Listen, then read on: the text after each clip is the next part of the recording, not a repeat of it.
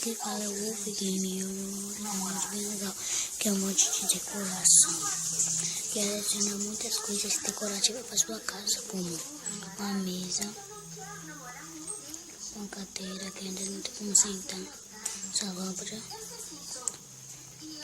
esse negócio aqui que parece um espelho, lata de lixo, fogueira, cerca branca que é bem bonita também para decoração.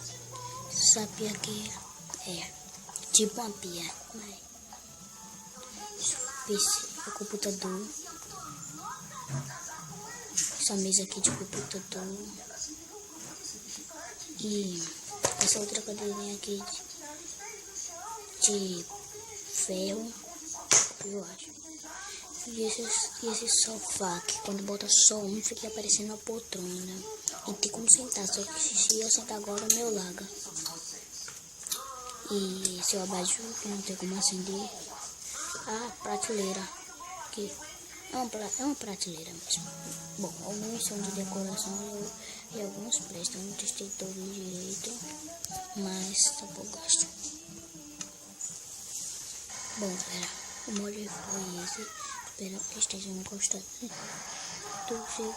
você gostou, não esqueça de deixar aquele gostei, dar um like e tchau, galera.